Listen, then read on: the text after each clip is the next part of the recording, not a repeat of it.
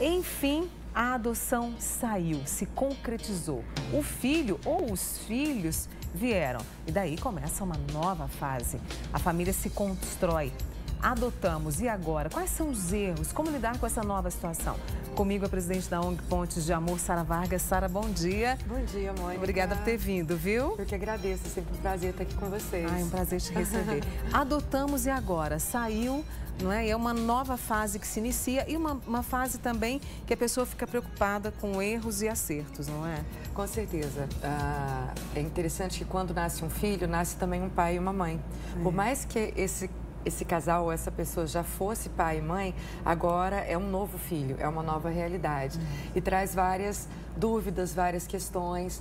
A adoção, ela ainda traz, né, por não ser o mais comum na nossa sociedade, ela traz muitas questões, muitas preocupações, até mesmo, eu percebo que a maioria das famílias adotivas, elas têm até um déficit social, sabe? Parece que elas querem mostrar, elas se sentem na obrigação de fazer aquilo dar certo. E relações familiares são subjetivas, né? E a gente vai acertar e vai errar, e isso tudo faz parte dessa construção.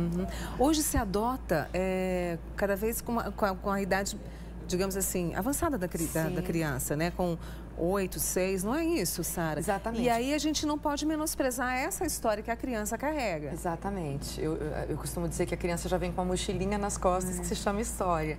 E por mais que chegue recém-nascido, né, Mônica, essa criança já tem uma história, né, que aconteceu antes de chegar nessa família adotiva.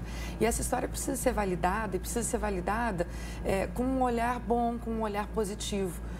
E não monstrificando essa família biológica, porque afinal de contas a família biológica faz parte da constituição e da construção daquela criança.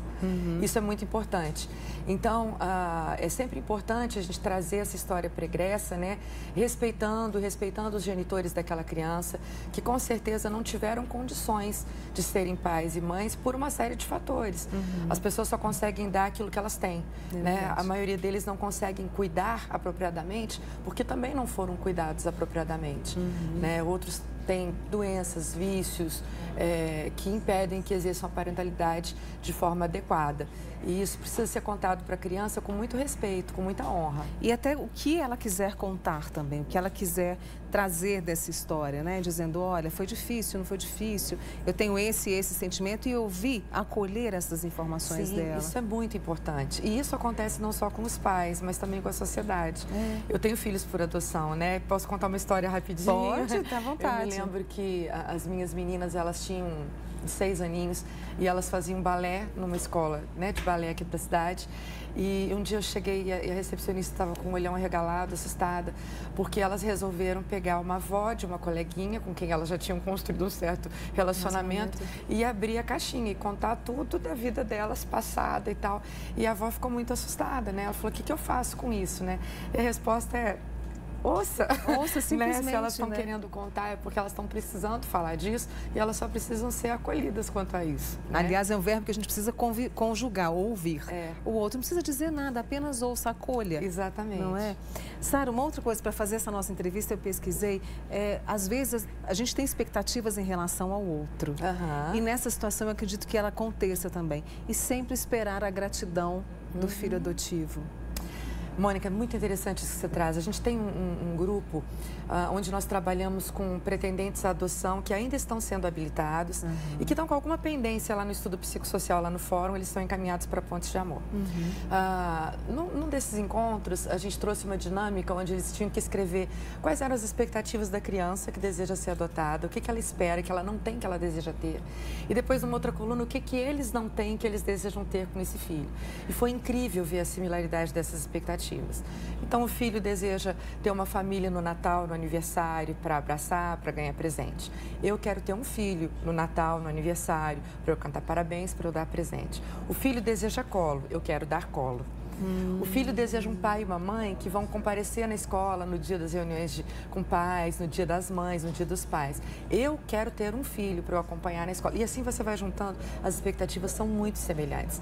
Então, o que acontece? Se esse adulto não está bem preparado e bem acompanhado, quando a criança trouxer comportamentos transgressores, que são normais na fase de adaptação, principalmente por tudo que ela já viveu e pelo medo que ela tem, pela incerteza se esse vínculo agora realmente é seguro, se eu não vou ser novamente abandonada.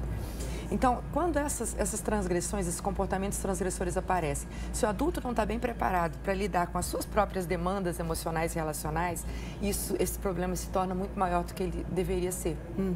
Então, é muito importante que nós adultos compreendamos, né, nós pais, que as nossas demandas precisam ser supridas em outro lugar. Em outro lugar. Desculpa, não apenas no relacionamento com esse filho, né? Porque vai levar um tempo até se construir essa coisa chegar num certo equilíbrio. E nessa construção, até o momento dessa criança, desse adolescente, chamar de pai ou mãe. Porque eu imagino que quando adota-se numa idade mais avançada, existe também esse laço que vai ser construído até para se chamar de pai e mãe, não é? Exatamente, exatamente. E também as oscilações, né? Ele vai chamar de pai e mãe até o dia em que você vai precisar estabelecer um limite.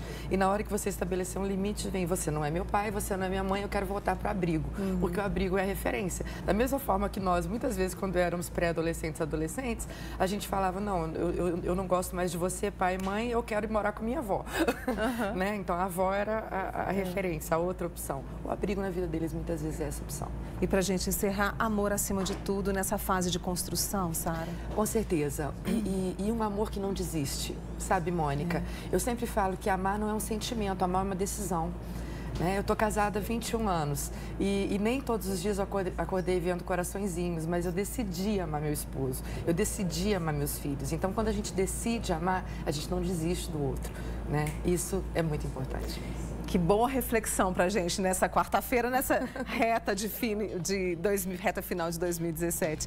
Deixa eu agradecer a Sara Vargas, presidente da ONG Pontes de Amor. Para quem quiser procurar a ONG, o telefone, Sara? 3235-5615 ou pontesdeamor.org.br. Que sempre tem reuniões para acolher esses futuros pais. Obrigada, viu, Sara? Obrigada. Volte sempre, tá?